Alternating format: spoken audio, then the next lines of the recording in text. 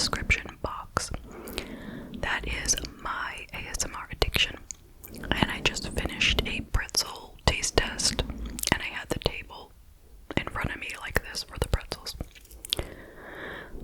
And I have nails on because I was recording for that channel, so that's an explanation for why things are different today, okay?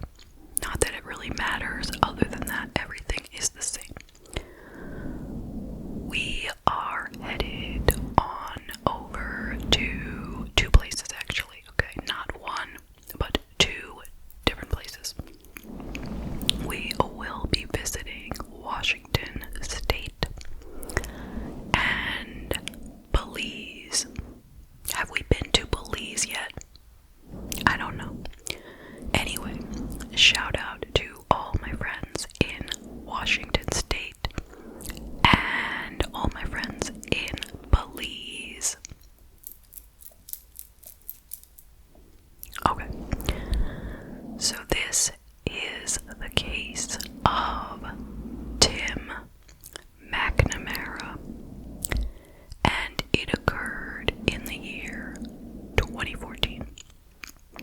Now, this is one of the wildest, most scandalous cases I have ever heard. I mean, I don't want to sound too casual about it because somebody did die in this case, okay? But it is just quite a ride, okay? So I recommend you watch the whole thing, and if you fall asleep in the middle, come back and watch what you missed, because you're not gonna believe half of what I'm gonna say, and I don't know how much is true either. So you're also gonna need a scorecard, okay? Get yourself a piece of paper and a pen. Okay, no, you're not gonna need that. I'm gonna make it crystal clear. Okay, let's go. We will start by talking about Tim McNamara. Now, he went by the nickname of Mac, as in McNamara, by the way. He was born on December 10th, 1948, in a town called Soap Lake, Washington. Now, he spent his life working on his family apple farm, and he was a prominent figure in the community. He was successful, his business was lucrative, and everyone knew him. It was a small town.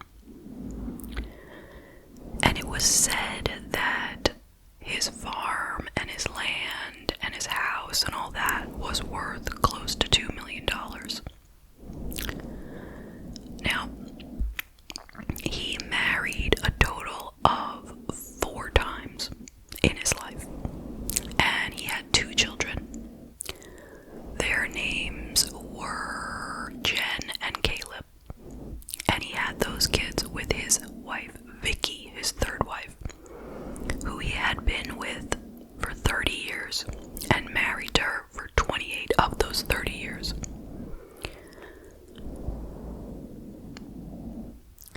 But ultimately, they did divorce.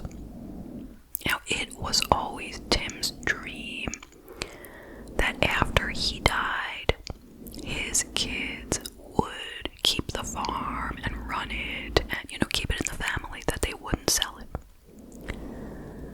Now, in 2012, when he was in his early 60s, and he was at the end of his 3rd marriage, like he was just about to divorce, like it was already in the works, he fell for a woman in her early 40s. I believe there was 22 years difference between them. Her name was Tracy Nessel. Alright, so hold on, let's talk about her. So she was born as Tracy Zerb in 1971, also in Soap Lake, Washington. She was raised by a single mother, and her father was, wait for it, John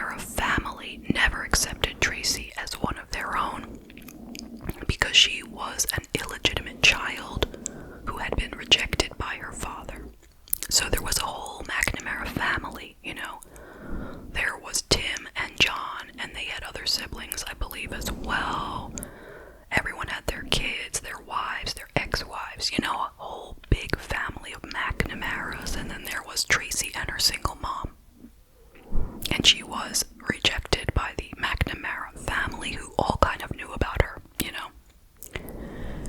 And she and her mother were struggling to get by. I mean, they were okay, but, not wealthy by any means. And they're looking across the town at the McNamaras, who are well off.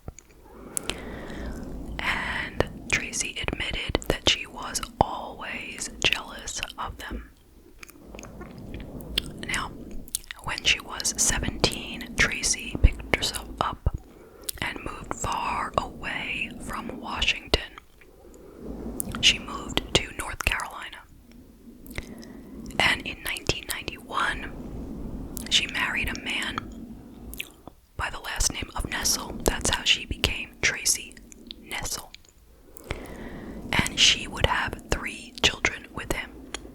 Their names are Keenan, Kieran, and Kaylin. I don't know. Must have been confusing, right? But anyway, she divorced Mr. Nessel in 1999, so they were married about 8 years. Then she went on and had a 4th child with another man, and that child was named Kyra, or Syra, C-Y-R-A. During most of her years in North Carolina, Tracy worked as a waitress at Ruby Tuesday. Now, she did want to get to know the McNamaras. It was kind of like, I am related to them by blood, and I want to get involved with, in their lives now that I'm an adult, So she did reach out to the children of her father, so her half siblings, and they were accepting of, getting to know her. So she would return to Soap Lake a few times every year. She would travel from North Carolina to Soap Lake, Washington to visit. She still had family in Soap Lake. Like, I guess her mother was still there, and her grandparents, I think. So when she was there, she would also see her first cousins, so Tim's children, Caleb and Jen, in addition to her half-siblings. Are you following me so far? I hope so. Now, when Tracy was about 30, Caleb, her first cousin, was about 20, and the 2 of them started to have a sexual relationship, even though they were first cousins. And he always felt a lot of shame about it, but she kind of made like it was nothing, like, hey, maybe I'm not even your cousin, who knows really. But they knew she was, and so they kept doing it for the next 10 or so years. When she would visit, she would have relations with Caleb. Now, this continued until the year 2012, when Caleb's father, Tim, fell in love with Tracy, his niece. Okay. So she was 41 at that time, and Tim was early 60s. And that was July of 2012. They were both in failing relationships at that time, and both of those relationships would end so that they could get together. This is when Caleb stopped having relations with Tracy. So I guess he figured, hey, alright, that's it. My dad's with her now. That's enough. That's all I can take. It's one thing I'm sleeping with my first cousin, but if my dad is sleeping with her now, I'm out. I don't know, that's me putting words in his mouth.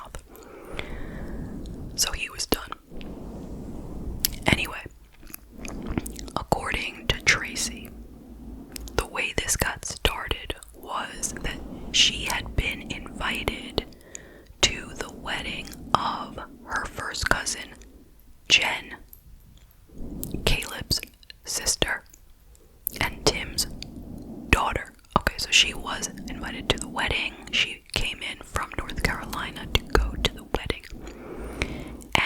And it was like there was a spark that ignited between her and Tim. They were like soulmates, she said. Instant chemistry. And that's when they started their relationship. So after a few months, she picked up and left North Carolina and moved in with Tim in Soap Lake. That was in November of 2012. And by that time, Tim had already paid off all her bills, paid off her North Carolina mortgage, bought her a truck. He put her name on all of his accounts, his credit cards, his bank accounts. He put her name on his life insurance policies. He had 2 of them, which were worth $500,000 altogether. And he even paid her child support because her youngest child, Kyra or Sierra, that child was given to the father. That the father got custody. And Tracy had to pay child support, so Tim paid the child support. I believe the other 3 kids were all adults by then. So he also wrote a new will, a handwritten will, written in his own, with his own hand, with a pen, where he named her as the sole beneficiary of his apple orchard and all his property and money and everything. He did not leave anything to his 2 children because he believed that they would sell the farm, and that is not what he wanted. He trusted that Tracy would not do that. Now, Tim's whole family and the community turned against him. Nobody was particularly accepting of incest over here, okay?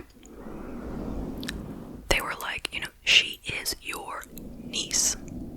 She is your brother's daughter. And she is like 20 years younger than you. Nobody was happy. His kids wouldn't even talk to him. So it's like Tim and Tracy were the black sheep of the community. So they decided to move. Now, they left the apple orchard. Now, I'm pretty sure he had somebody working it for him. He didn't sell it, He had no intention of selling it. But he left it behind, and the 2 of them moved to Belize. That was in 2013, when he purchased 50 acres of land in Belize, and he put it in both of their names. And he started building with his own hands. He built a bed and breakfast, or he was working on it. And their plan was they were going to run a bed and breakfast there in Belize, and they were going to be happy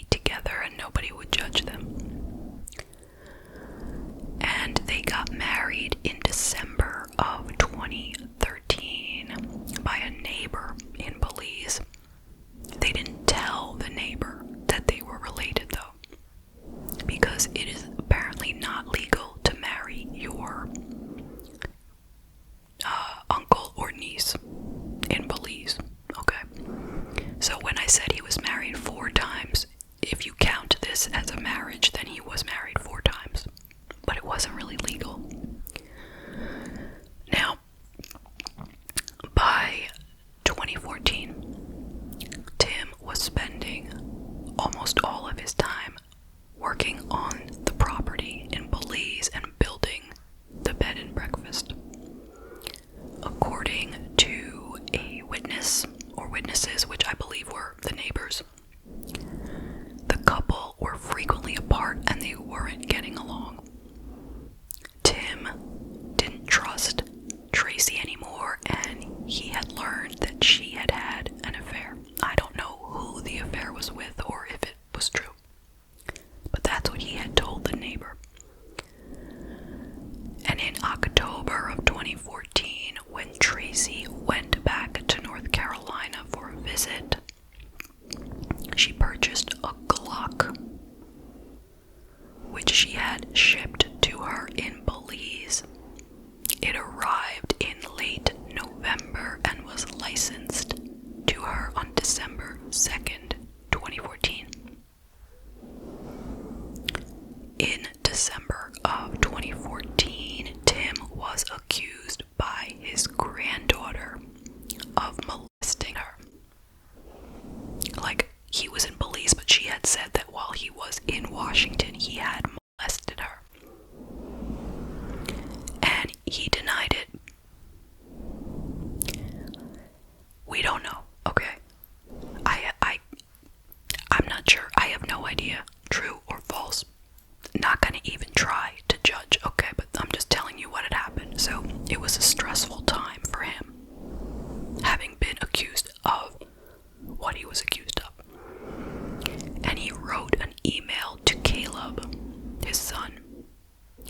And one of the things he wrote was, quote, "I sure have loved being your dad," end quote. And then shortly after clicking send, he went outside to work on the property, or so that's what Tracy thought. And shortly after that, she heard a gunshot, but she didn't think anything of it. This is according to her, is what she said. She said she didn't think anything of it because he would often just fire the gun to scare away animals. Like, if there were animals in the way of what he was doing, he would fire the gun and they would run away. So she didn't check or anything.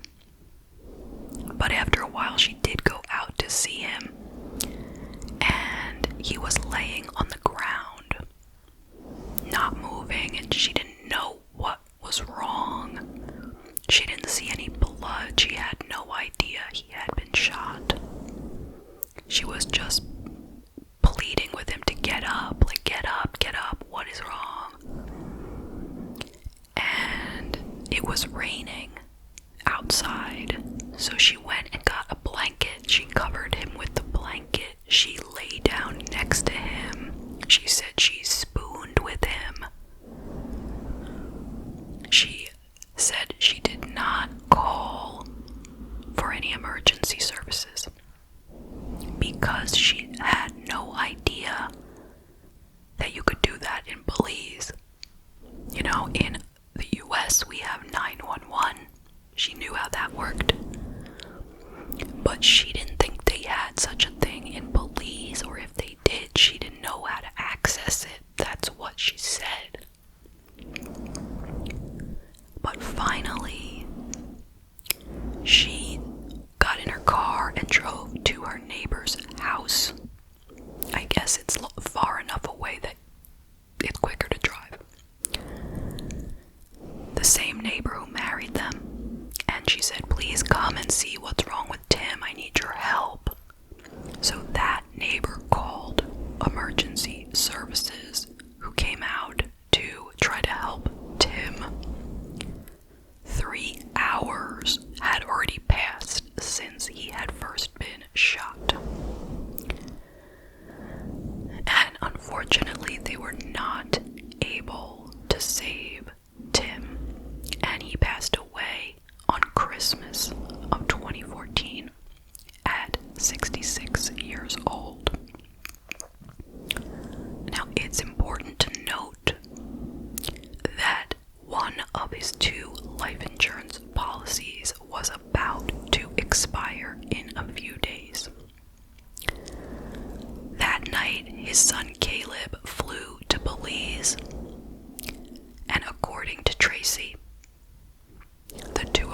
had sex that night. Less than 24 hours after the death of Tim, her husband, and Caleb's father, Tracy says they had sex. He denied it, so I don't know. I have no idea. She said it happened, he said it didn't. Anyway, the police got a search warrant for Tracy's computer, or her and Tim's computer, and for Tracy's shirt. There was blood spatter on it, although she did claim that she laid on him, so And after she was interviewed, she left the country. She took right off and headed back to Washington. She said that Caleb told her to do that. I don't know. But in 2015, the police issued a warrant for Tracy Nessel on the grounds of murder. So they believed that she had murdered him, but she insisted that he had taken his own life. She said he was depressed over what was going on in his family. Clearly he had emailed his son and said, I enjoyed being your dad, or something like that. And that meant that he was planning on taking his life. That's what she said. But he was shot in the back of the head. But, Tracy said, you could do that. It is possible. Since she had already returned to Washington, she could not be extradited to Belize, because apparently we don't extradite people to Belize. So it seems that she is safe if she stays in Washington. Tim's family did not believe what she said. They felt that she had murdered Tim McNamara to get his money and his property. So they hired the Stritt Manor firm to file a complaint for civil murder. The goal of the suit was to obtain a money judgment and a finding under the Slayer statute, which provides that a person may not benefit from property if they kill a person to get it. So, she also hired an attorney. She got herself a celebrity attorney. His name is John Henry Brown, and he has represented high-profile criminals such as Ted Bundy, mass murderer Army Staff Sergeant Robert Bales, and the so-called Barefoot Bandit. Now, in the midst of preparing for this civil trial, Tracy's attorney, John Henry Brown, filed a lawsuit on her behalf against the attorney that was representing the McNamara family. That lawyer's name was Karen Kohler. Now, the lawsuit alleged that her firm had erroneously described Tracy as a murderer, even though she has not been convicted of murder. She has been falsely described as the subject of an Interpol warrant and has incorrectly claimed that it obtained a 7-figure civil judgment against her, even though the case is still ongoing. So it was alleged that attorney Karen Kohler had been writing all of these things on social media in an effort to advertise for her own firm, and it was prejudicing potential jurors against Tracy.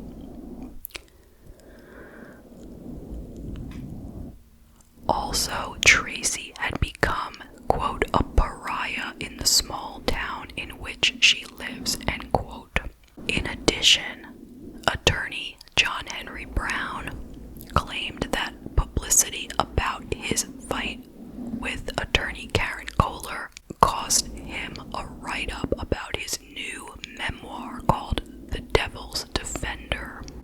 After the Seattle Times published a story about the arguments he was having with Karen Kohler, the Washington State Bar Association backed away from plans to publish a Q&A with him and an excerpt from his book. Anyway, this civil case was deemed to have no merit. But the other attorney, Karen Kohler, brought a suit against John Henry Brown after that, alleging that he was having sex with his client, Tracy McNamara, whatever you want to call her. His car had been seen numerous times parked overnight at Tracy's house, and someone had seen him buying a bottle of wine and then parking at Tracy's house overnight. He claimed that he did sleep at her house on occasion, but they did not have sex, and the wine was not for her. Now, in addition to all this drama and all these scandals, Tracy went on a televised interview, and she stated some shocking things. She said that her mother had had a sexual relationship with Tim McNamara, her uncle husband, before Tracy was born. So her mother had slept with not only John McNamara, Tracy's father, but John's brother Tim as well. She had slept with both of the brothers. Whether it's true, I don't know. That's what she said during the interview. Okay, she also said that her mother told her that Tim had molested Tracy when she was a child. And Tracy says she doesn't remember it, so she really has nothing to say. She said if it did happen, it obviously didn't harm her because she doesn't remember it. Whether or not that ever happened, I don't know, okay? But she said this during the interview. Now, there were many delays in the civil case against Tracy, but finally, on March 7th of 2022, the civil trial began. And on March 25th, 2022, the jury announced its verdict in favor of criminal murder, stating that Tracy committed battery against Tim McNamara, which proximately caused his death. Her actions were unlawful and willful. Reportedly, the McNamara family just wanted the exact amount of money that they felt Tracy had taken from them. So it was broken down like this: $77,000 for economic damages of the estate, $1.8 million for personal damages of Timothy McNamara, $725,000 for Jennifer, and $725,000 for Caleb, related to damages of the beneficiaries. And this came to a grand total of $3.3 million. I am not sure that she has paid them yet. She is still living in Washington on the farm, so if she still has the farm, then I'm thinking that she hasn't paid them. I haven't been able to find whether or not she has. But it seems like $3.3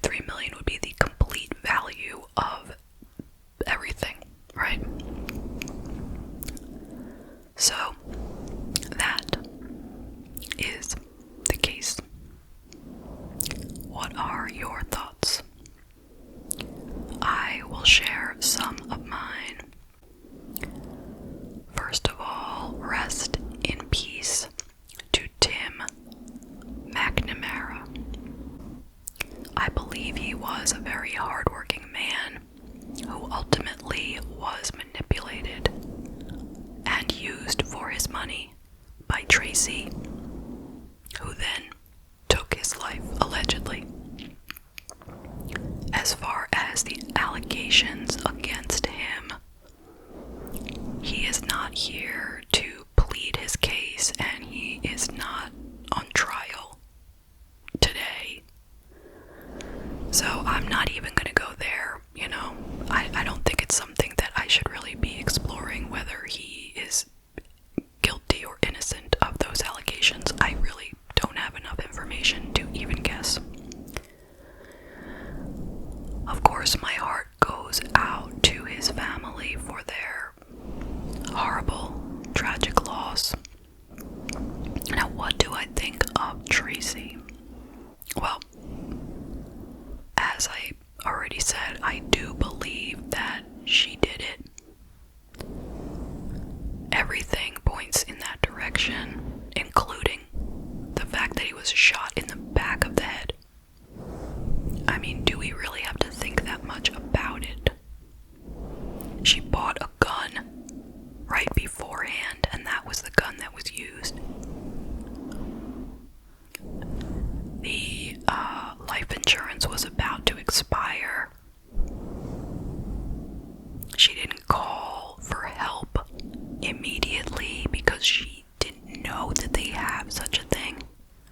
I started thinking about that myself, and I was wondering, well, what would I do? I mean, it wouldn't be 911. What would it be? In England, it's 999, so how would I know what it is in Belize? Can you just dial 0? Like, I started wondering, but I think I would go in and just start dialing anything I could, and whoever I would get on the phone, I would ask them to help me, or I would have immediately took off in my car to get help. But she was saying she didn't even know he was shot. There was no blood. Then how did she get blood on her shirt if she didn't see any blood? I don't know. Anyway, it seems like crystal clear. Okay. But what else can I say about her? I was really wondering why she went on TV and shared all those extra details that nobody needed to hear. What was her motive for that? Why did she say that her mother slept with Tim, and her mother had told her that he had molested her when she was a kid? And why did she say that she slept with Caleb the night that Tim died? Doesn't that just make her look guilty? And he said it didn't happen. Why was she handing out this extra information? None of it made her look good. It all made her look crazy, right? Plus, if you could have heard her talking, she seemed like a Black Widow type. You know what I mean? She was like talking in this almost seductive tone. It was just like her way of talking. And you could almost envision how easily it was for her to lure all these men into her bed.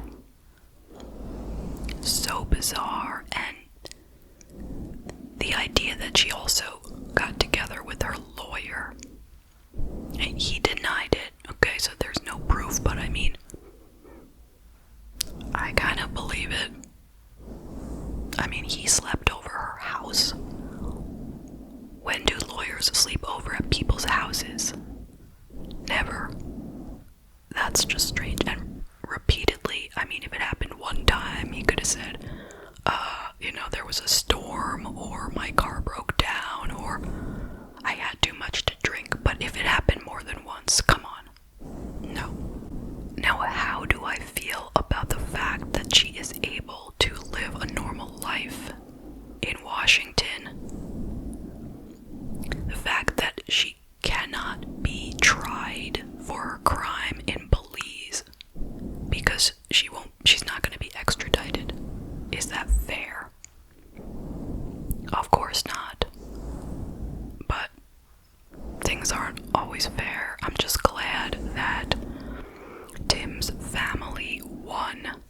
civil suit, and I hope that if they haven't gotten the money yet, I hope that ultimately they do get what's coming to them. So that